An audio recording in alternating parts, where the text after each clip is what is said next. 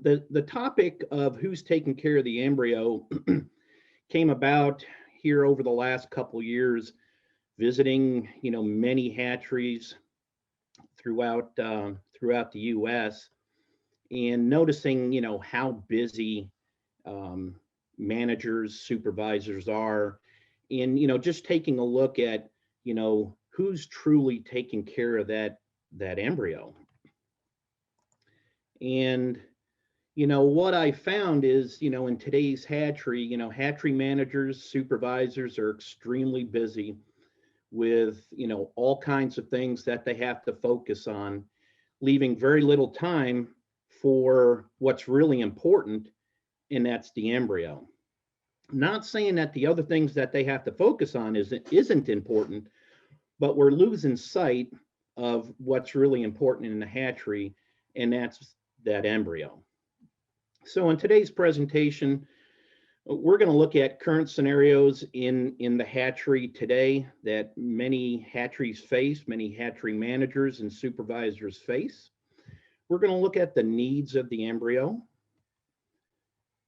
We're going to talk about who's taking care of that embryo or who's not.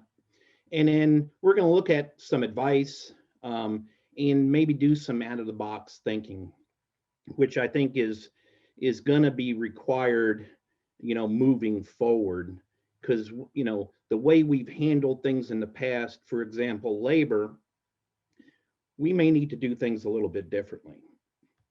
So let's get into it.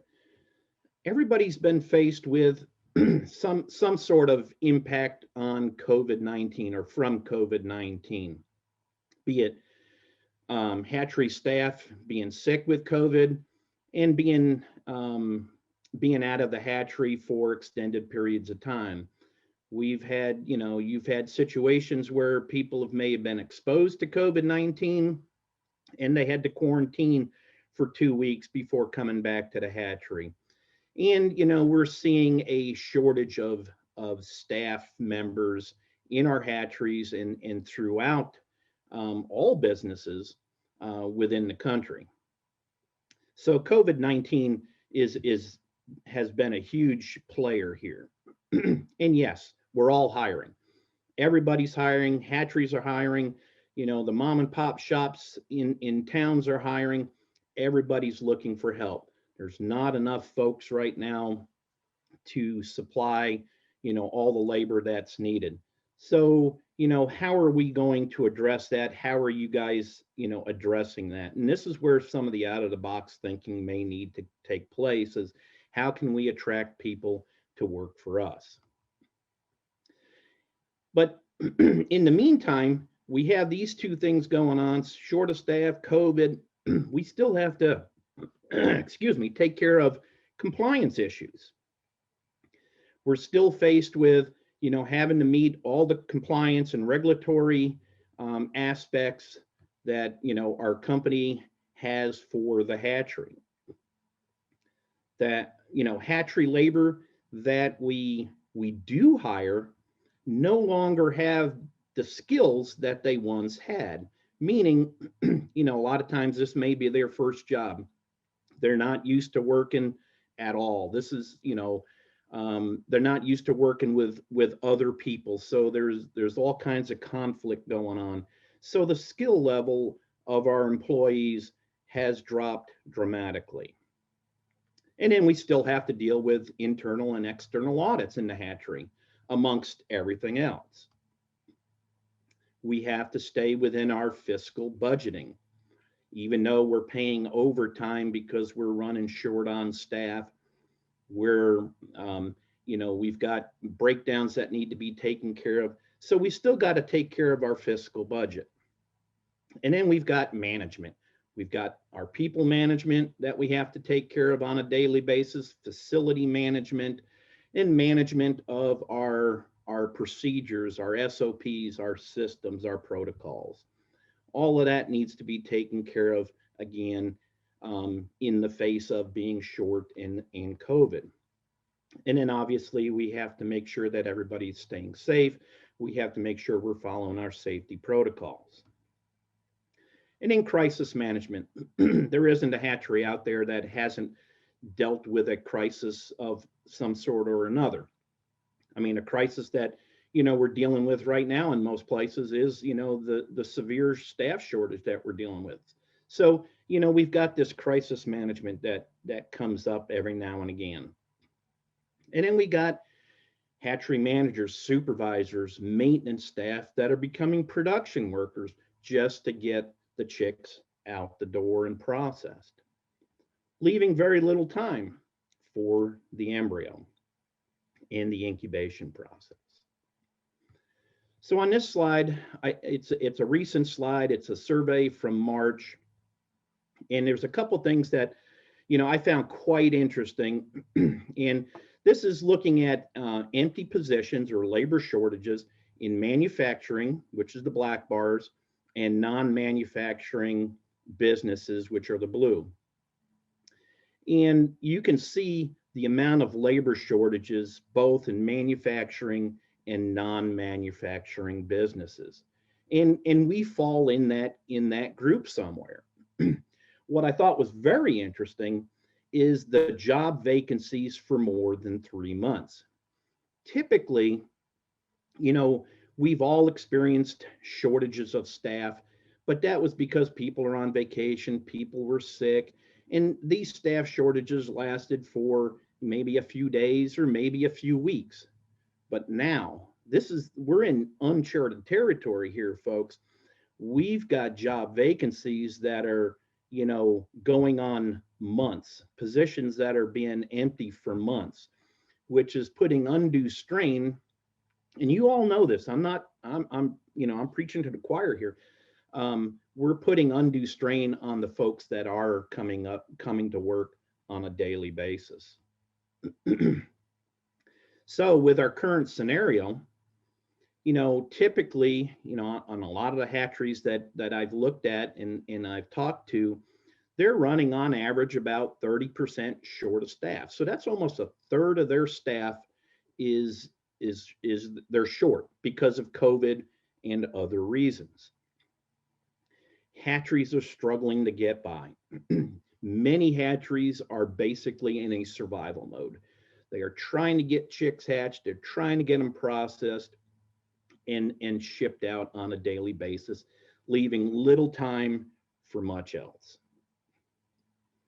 As I mentioned earlier, management and maintenance are becoming production workers. They're setting eggs. They're running separators. They're washing, incubators, hatchers. They're in the process room. They're doing things that hourly employees are supposed to be doing, but they have to do because we're short of help. And because maintenance is becoming a production worker, they're on the floor taking care of production. Who's taking care of the preventative maintenance? Nobody.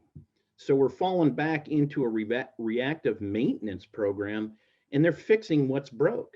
And I'm not talking just incubators and hatchers. I'm talking, processing equipment, novel vaccination equipment, anything, separators, washers are only getting attention when there's a problem. Same with the embryo. The only time we focus our attention on the embryos when there's a problem, poor hatch, poor chick quality.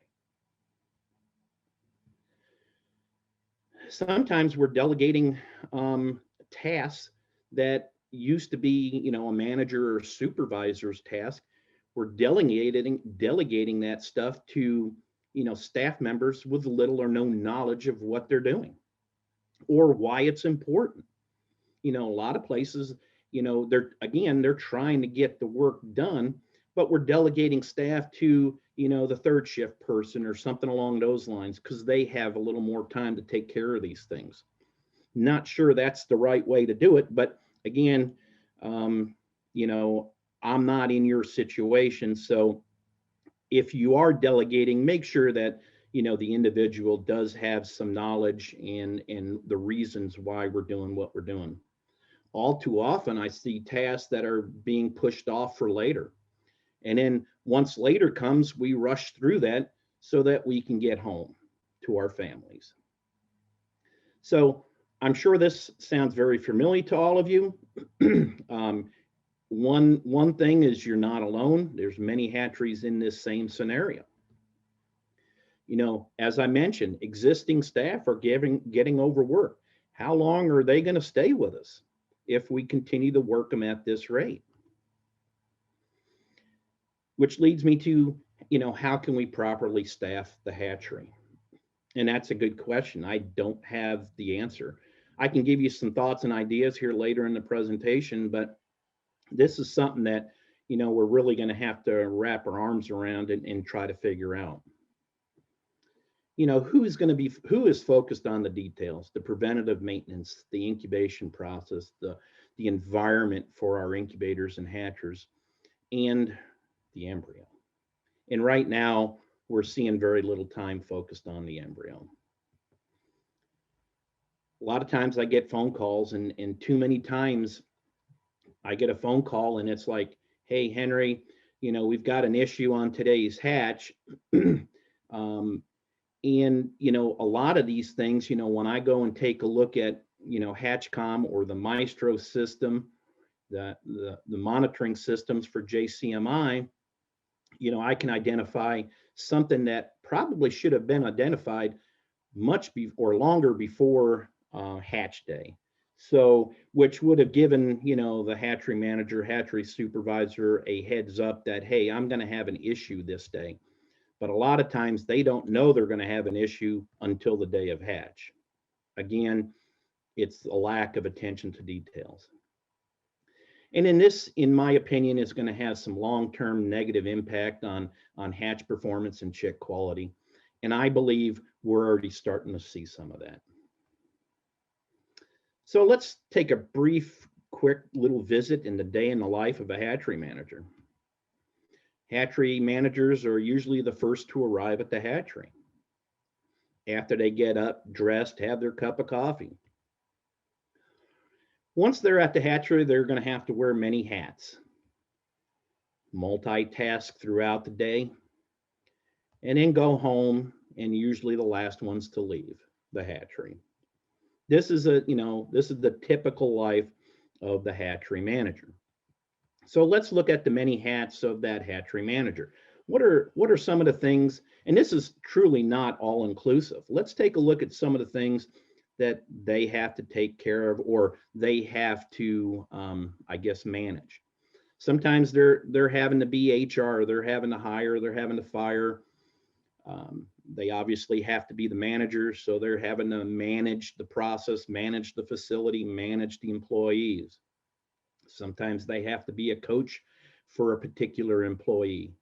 They have to be the teacher, teach a new employee how to do a particular task. They may have to be a counselor. Remember, on one of the first slides, the skill level of some of these employees, they're not used to working, especially folks that have this is their first job. You may have to counsel them a little bit on what's required in your work environment. You may have to be the disciplinarian, the mentor.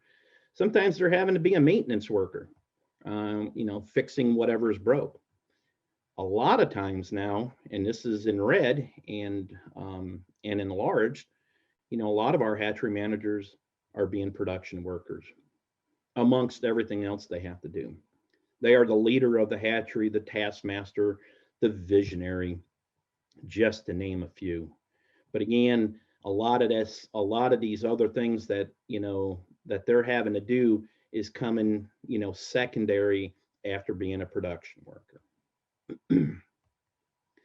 So during the day, the hatchery manager has many things that, you know, they need to focus on, be it egg management, hatcher management and transfer, making sure the transfer process is going smoothly and that we're taking care of, you know, the eggs and the embryo during that process. Maintenance management, making sure maintenance is fixing what needs to be fixed in a timely fashion. Sanitation management, making sure that we're, you know, taking our swab samples, environmental samples, making sure, you know, sanitation crews are cleaning like they're supposed to be.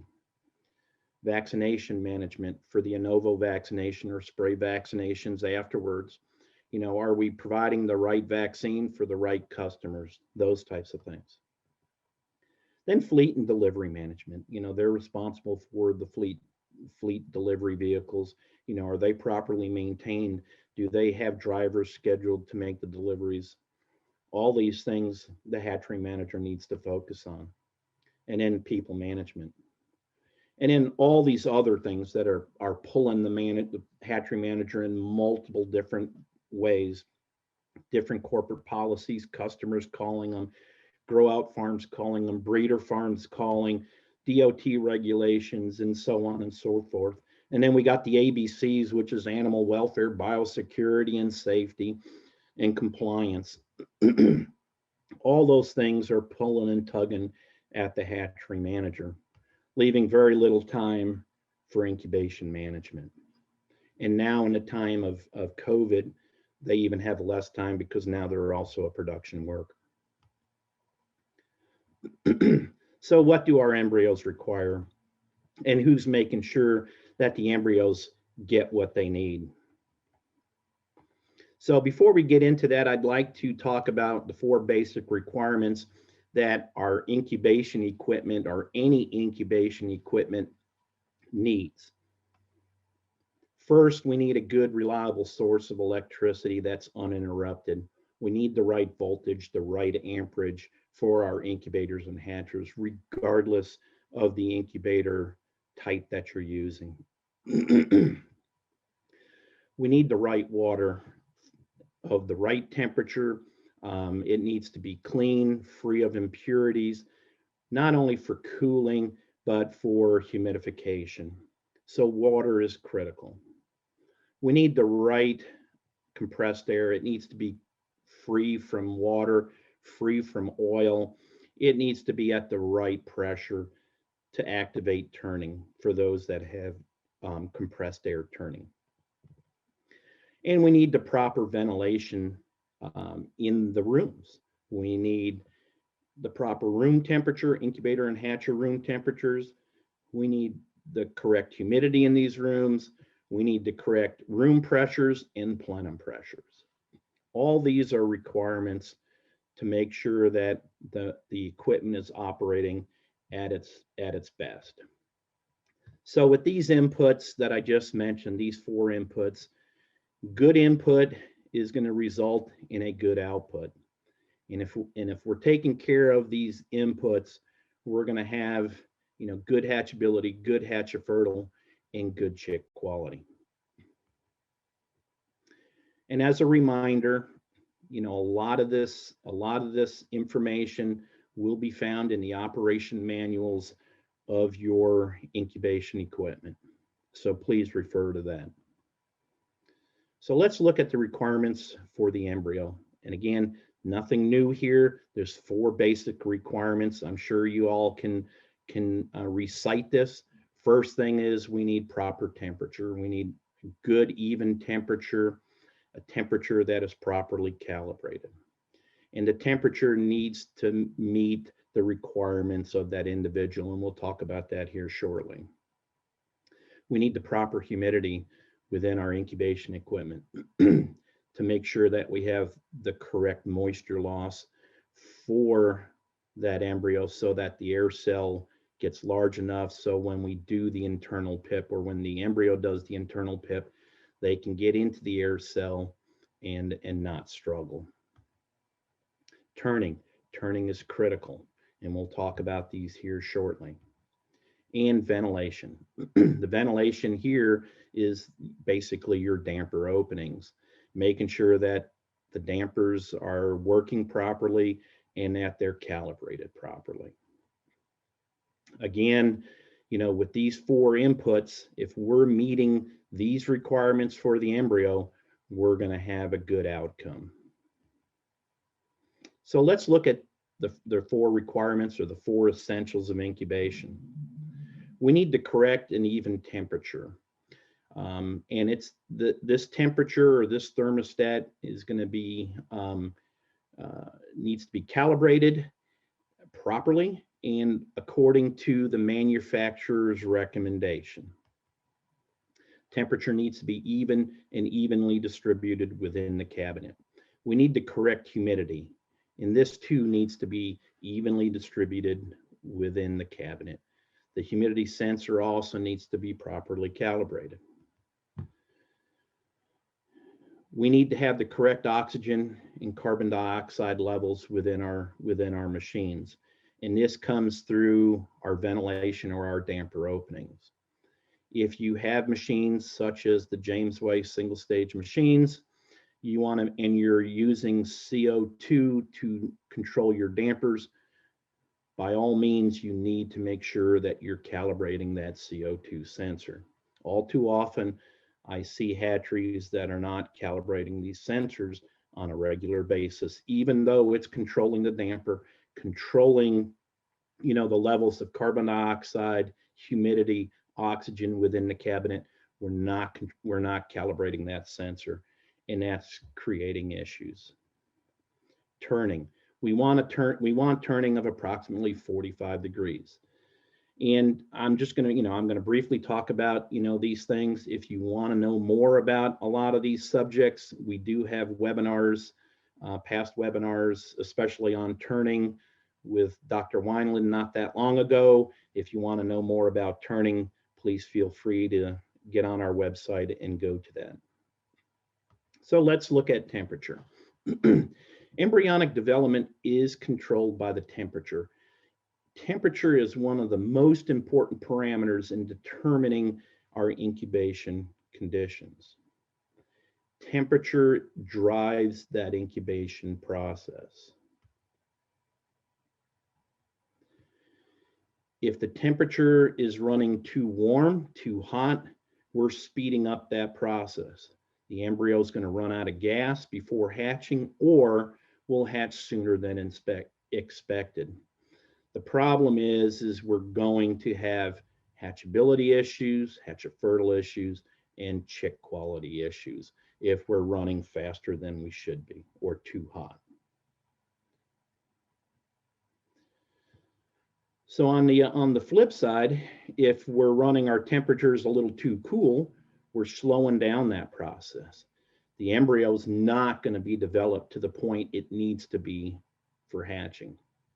So what you're going to have is you're going to have green chicks.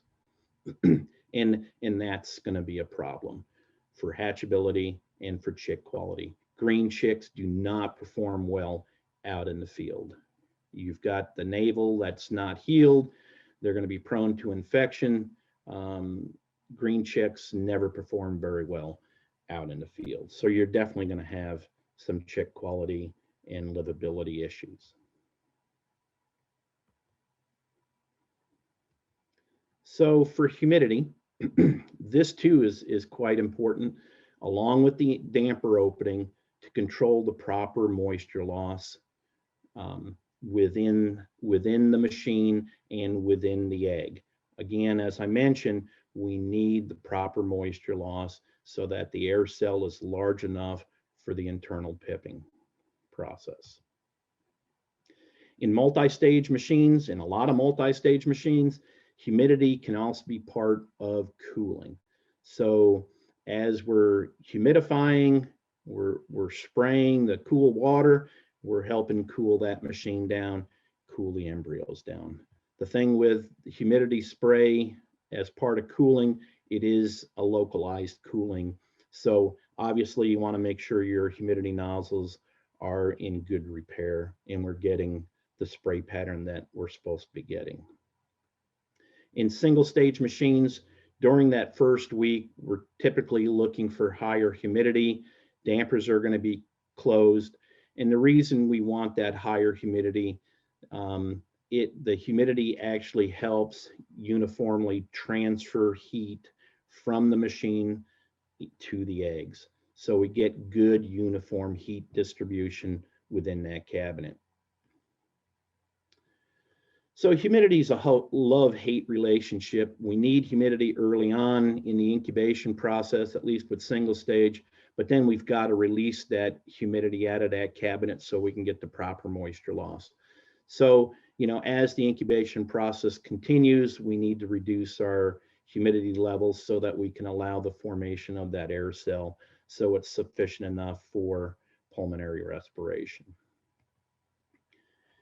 So when moisture loss before internal pipping is less than 6.5%, which is quite low, you're going to have an air cell that's going to be too small to engage in proper pulmonary respiration. So you're going to see a lot of pips pretty much vertical in the egg, not where you normally would want it to be. When that happens, that embryo trying to get into that air cell now gets out of the proper pipping position, and a lot of times they won't make it out of the egg. So moisture loss is key, and certainly one of the key parameters that should be monitored on a regular basis in the hatchery.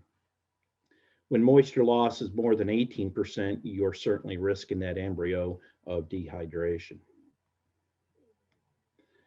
So for chickens, typically moisture loss by around 18 days, we're looking for anywhere 9 to 11% in single stage, and in multi-stage 11 to 13%. Some other incubation equipment, you may be looking at 11 to 14. But if you're in that range, you're going to be pretty good. But you start getting under 9% in any incubation equipment, you're going to have issues. A good rule of thumb that I like to do is I like to look, as I mentioned earlier, is I like to look at where the embryo is pipping that air cell, and where do they start pipping out of the egg. Is it higher than it should be? The other thing is that transfer, you can take a look, candle some eggs, and look at the size of the air cell. It can give you a pretty good indication of how big that air cell is, and if you're in the right ballpark or not. And typically, for chickens, you want about 1/3 of the space inside the egg. You want the air cell to occupy about 1/3 of that space. The same with, ducks or waterfowl and turkeys. Obviously, they're going to sit in an incubator a little bit longer, around 24 days before transfer. Again, you want about 1/3 of that egg occupied by the air cell by the time we do transfer. And here's a picture of the chicken eggs. So again, about 1/3 of the egg. So with ventilation, the ventilation in our machines, any incubation equipment, the damper is going to control the ventilation within these machines. Now, be mindful that, we talked earlier about the requirements of the machines, making sure that we have the correct parameters in our rooms and in our plenums. So I'm assuming those are all going to be correct, as we're going through this discussion. But I just wanted to bring that up to you, that there's more than just the damper. We do have, room pressures and plenum pressures that will impact our ventilation as well. But provided everything's normal, our damper openings will control the amount of ventilation. We're controlling our oxygen, our CO2, and our humidity with our dampers. And in the early parts of incubation, we want a progressive increase of CO2. So with single stage incubation, early parts of incubation, dampers are closed or pretty close to being closed. We want to see an increase in CO2. This will be a natural increase as the embryo is developing. They're giving off CO2 into the environment. Humidity is also building within that environment. The latter parts of incubation, we have a progressive decrease of CO2. So the latter parts of incubation, we're starting to open up our dampers. We want to lower our CO2 and increase our oxygen levels. We also want to decrease our humidity levels, again, to make sure that we're getting the right moisture loss for the embryo. Turning. There's all kinds of thoughts out there as to, why we need to turn, And one of them is, making sure that we're trying to help prevent the yolk from becoming stuck to the shell membrane. But it also is important in the development of the area vasculosa, subembryonic fluid, our chorioallantoic membrane, or the CAM, the vascularization of that embryo. Turning is important for. If you have turning issues and you take a look at your hatch residue and you don't see the network of blood vessels all the way down to the bottom of the inside of that inner shell membrane, you know that the CAM was not fully developed. So turning is critical. And it also impacts the airflow over the eggs. So depending on the turn angle, you're going to impact airflow over those eggs more or less depending on which way they are turned, resulting in a temperature change that the embryo is actually experiencing. It's like having an oscillating fan in front of you. Now you feel the fan and it's 90 degrees in your office. You feel the fan, you kind of feel cool even though it's 90 degrees. And then when the fan turns away, you feel a little bit warmer. So again, even though the temperature within the cabinet is a stable temperature, the way the air is flowing over the eggs can impact what the embryo is feeling. So turning is important for that. So what we want to do is get a little more depth into the embryo and the phases of development for the embryo. There's 3 phases that we're going to talk about: the endothermic, the neutral, and the exothermic phase. The endothermic phase or stage is when the embryo needs heat, is absorbing heat, typically that first week of incubation. So the incubator is providing heat at that point in time. The neutral stage is when the embryo is starting to produce some heat, and typically second week of incubation. And the machine is heating some, cooling some, but not doing a whole lot of either. And the final stage is that exothermic stage. The embryo is producing a lot of embryonic heat. Typically that third week of incubation, starting somewhere around 13, 14 days when we're dealing with chickens. And the incubator and hatcher will be typically in a cooling mode. If you see, a machine, if you're looking at, Hatchcom or Maestro, and you've got a machine that's doing a lot more heating in this third week, or hatcher that's doing a lot more heating than what is normal, and that's the key, is what is normal. You need to know what normal is, so you need to be monitoring this, or someone needs to be monitoring this. That's a red flag if we're heating in this stage, or the incubator or hatcher is heating in this stage. So there's something not right, which needs attention before hatch day. So in the endothermic phase, the embryo, as we mentioned, needs a good uniform heat. The incubator is heating up that embryo.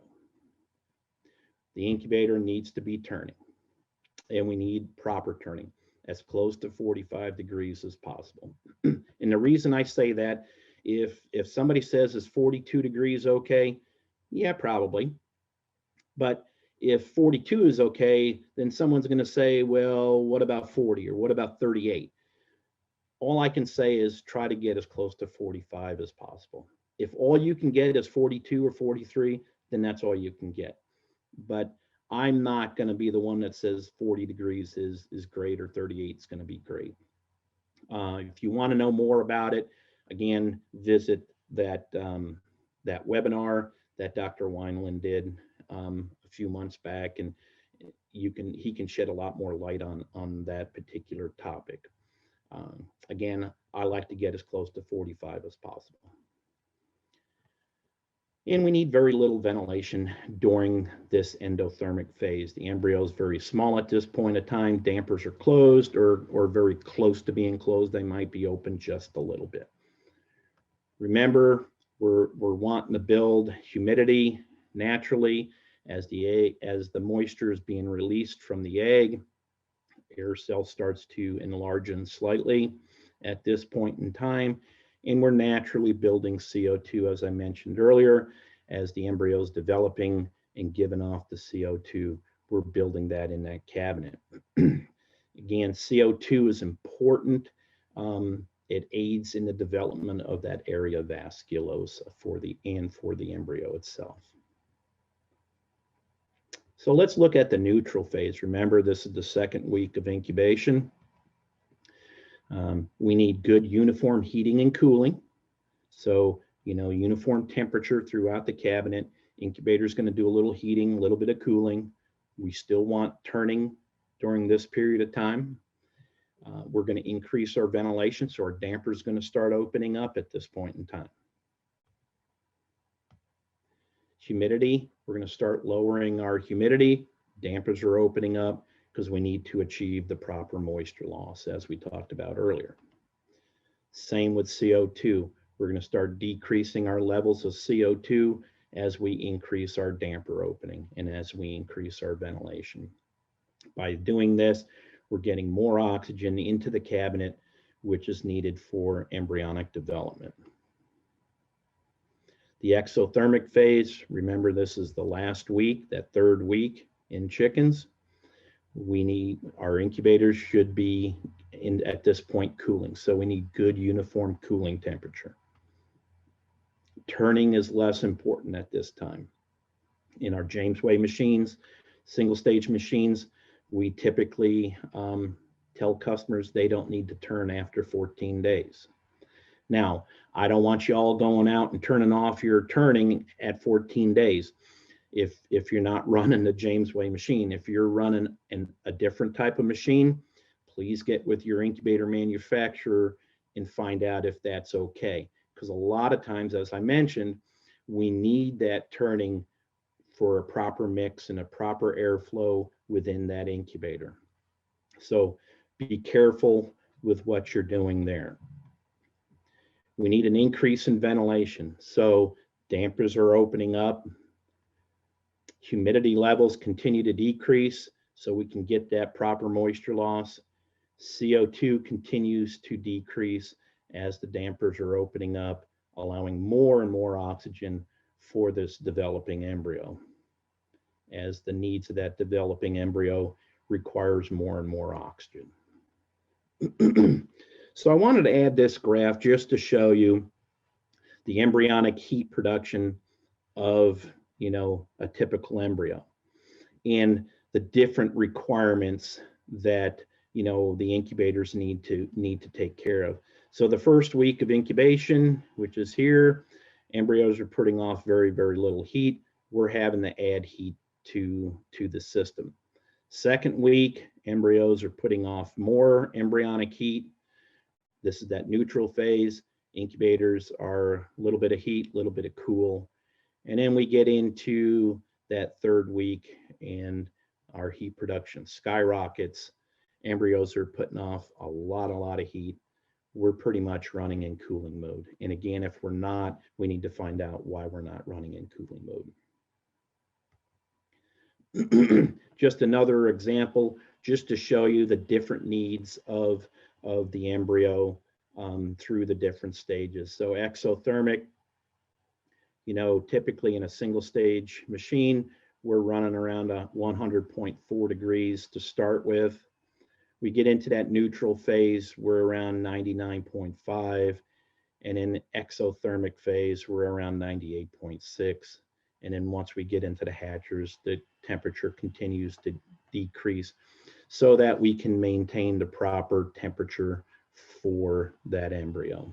And a good way to do that is just monitoring shell temperature, the egg surface temperature.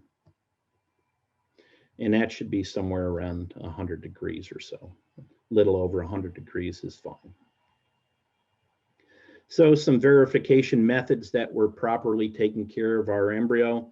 As I mentioned, eggshell temperatures. We want to target at 100 degrees Fahrenheit. If we're slightly over that, that's fine. But if we start getting too warm, that's going to be an indication that we're running into problems.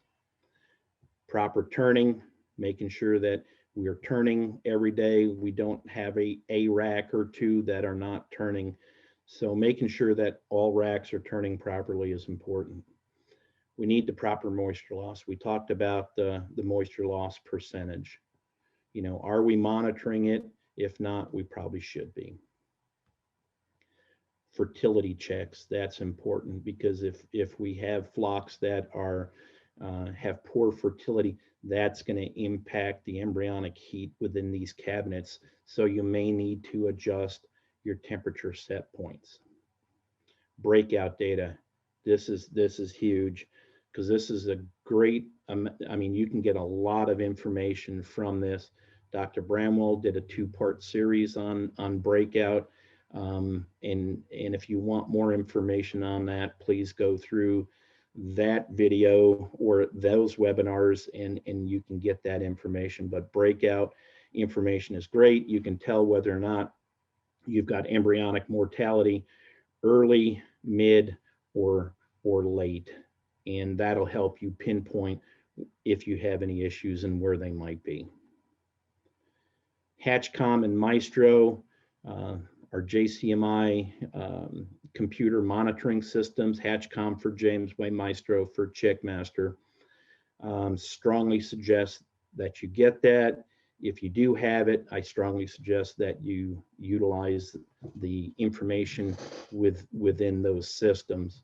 If you don't have that, I would strongly suggest getting that software to help you.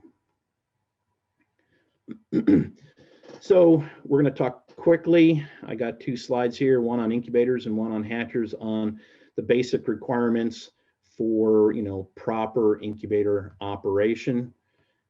Again, number 1 in my book is proper calibration. Need to be properly, all sensors, probes need to be properly calibrated. We need good preventative maintenance. We need good quality hatching eggs, which is a given. We need the correct profile and stage program for the eggs that you're hatching, whether they're different breeds or different ages. Proper set time and proper sanitation. Again, with these 6 items, if we have these 6 items taken care of in our incubators, we're going to have a good output. And most of this stuff can certainly be found in the operation manuals of your equipment. Hatchers, same thing. Number 1 in my book is proper calibration, again, of your sensors, proper preventative maintenance, proper transfer process. This is important to make sure that the embryo is being taken care of between the incubator and hatcher. We need the correct profile or stage program for that hatcher, and we need our proper pull times. This is important. It's important that we're not pulling at a specific time of the day. When I was running hatcheries, my motto was, we do not pull chicks before their time. So if we have to work around hatchers, we worked around hatchers. If we had to delay start, we delayed start. If we had to start early, we started early. We did what was best for the embryo. So we need our proper pull times. And of course, proper sanitation within our hatchers. Again, we meet those 6 inputs, and we're going to have a good output. You're going to have a good result. And again, this can be found in the manuals. And this leads me to timely and proper response for alarms. A lot of times I go to hatcheries and the alarms are blaring, and they continue to blare, and nobody's addressing the alarms to me within a timely fashion.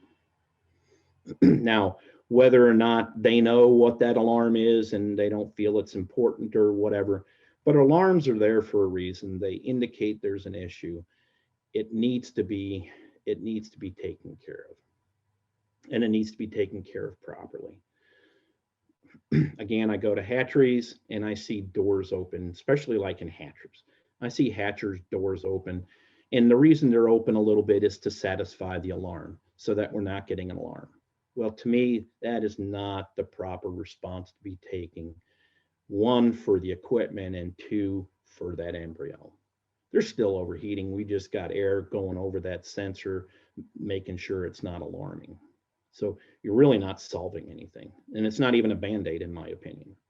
And, we need to make sure that we're taking care of this, finding the root cause of these alarms and making the necessary repairs. And I understand short of help, maintenance doing production work, but again, it's important that somebody is focused on this. We have to, or we're going to run into trouble. And timely means we need to respond as quickly as possible. So who's taking care of our embryo in our hatcheries? Is it time for action? Is it time for a paradigm shift on how we staff our hatcheries? For JCMI incubation, attention to detail is of utmost importance. It's paramount. Every year, we're losing more and more experienced and skilled hatchery managers. And this is due to retirements and promotions and folks just leaving the job. So every year we see less and less experienced and skilled hatchery managers run these multi-million-dollar facilities, which puts them in a bit of a bind.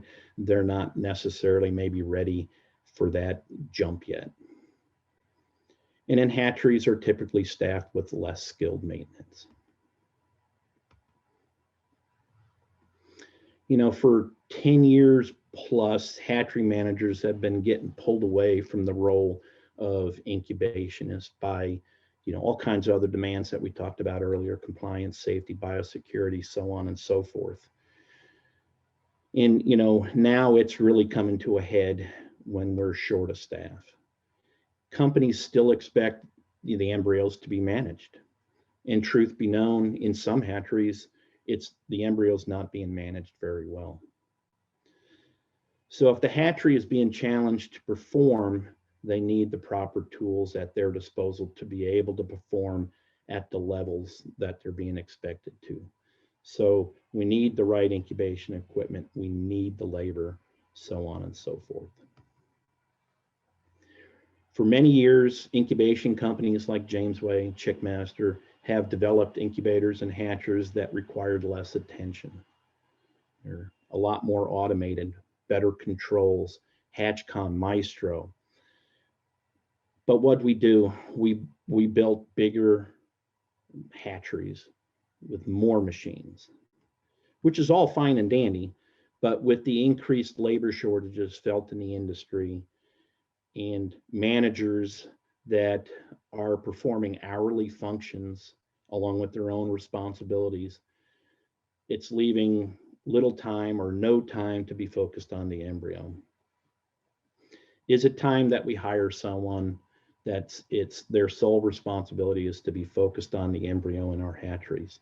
Is it time that we hire an incubationist? So let me jump on my soapbox here for a moment. Every hatchery has individuals that are focused on animal welfare, compliance, biosecurity, sanitation. We have sanitation officers, compliance officers, and that type of stuff. Managers don't have time to focus on the embryo. So who's taking care of the embryo? And in a lot of hatcheries, no one is. So in my opinion, we certainly need to hire someone that is truly focused on the embryo, someone that we can call an incubationist or an incubation attendant or something along those lines, that we train to know what needs to be done. Is it time for a paradigm shift on how we staff our hatcheries? So some thoughts and ideas. We certainly want to automate as much as possible. A lot of hatcheries are automating, as much as they can. The thought of hiring or training an incubation or an incubation attendant, I think, is important. Hiring a facility manager, someone to manage the facility and the people and that type of deal, and then have someone that is focused on the embryo or the incubation side of things might be a thought. We need to increase the skill level of maintenance within these hatcheries. We've got multi-million-dollar hatcheries that have robotics and all kinds of electronics and automation, and yet the skill level in these hatcheries are still way down here. I think it's time we up the skill level in our maintenance in our hatcheries. So as I mentioned earlier, we're certainly in uncharted territory, and we need to start thinking out of the box for staffing solutions. The way we've staffed hatcheries in the past, I don't know if that's going to work anymore, and it certainly doesn't look like it is. A lot of hatcheries are looking towards contract labor, and that's certainly helpful. But I hear, you know, a lot of the companies providing contract labor, they're having trouble finding folks. So I don't know if that's the solution either. It might be part of it. Work release programs. I've run work release programs before in hatcheries with much success. You do have a reliable source of individuals coming into the hatchery. The one fallback is they're not there for very long. You may have them for 6 months to maybe a year, and then you'd have to get, you know, some other individuals. But again, they typically are transported to the hatchery, and it certainly works out. And again, it all depends on where you're located. Split shift ideas, and I don't mean first, second, and third shift. I mean, you know, 4 hours. You know, somebody's working 4 hours, and then somebody comes in after and works, you know, 4 hours midday, and then someone works in the afternoon for a few hours. We may need to start looking at something along those lines, splitting up our typical first, second, and third shifts to get people, you know, hire retirees for certain positions. There's a lot of different things out there, other ideas that you guys probably have come up with or can come up with, but I think we need to really think out of the box here. So quickly, some advice. Definitely use HatchCom and Maestro if you have it. Use it to its capabilities. If not, you know, if you're not sure how to use it, please let us know. We can certainly help with that. The other thing is allow the JCMI tech team access to HatchCom and Maestro computers. A lot of times we get asked to provide some help with COVID and travel restrictions. It's a lot of times difficult to get somewhere, and then we can't get access to the HatchCom or Maestro computer. So if we could get access to that, that would be helpful. So that's something that, you know, you guys could work on maybe ahead of time, is getting access, you know, temporary access or something along those lines for us if we're asked by you for assistance. If you don't have HatchCom or Maestro, certainly contact us and we can certainly help you out with that. You definitely need a functioning independent backup alarm system. I've been to hatcheries where it's functioning, but people have turned it off because they didn't like to hear the alarms. And again, it needs to be functioning. The backup alarm systems are there to help protect that embryo. Make sure that machines are properly calibrated. We need to provide the proper room and plenum pressures for our machines, as I mentioned earlier. Proper preventative maintenance. And somehow, some way, we need to focus our attention back to what's important in a hatchery, and that's the developing embryo. And we need to train somebody who's going to be responsible for taking care of that embryo, and come up with some out-of-the-box thinking for staff solutions. And as I conclude, my last comment is read the manual. Be it the Chickmaster, Jamesway manuals, a lot of good information in those manuals. If you need them, please let us know. If you need electronic versions, please let us know.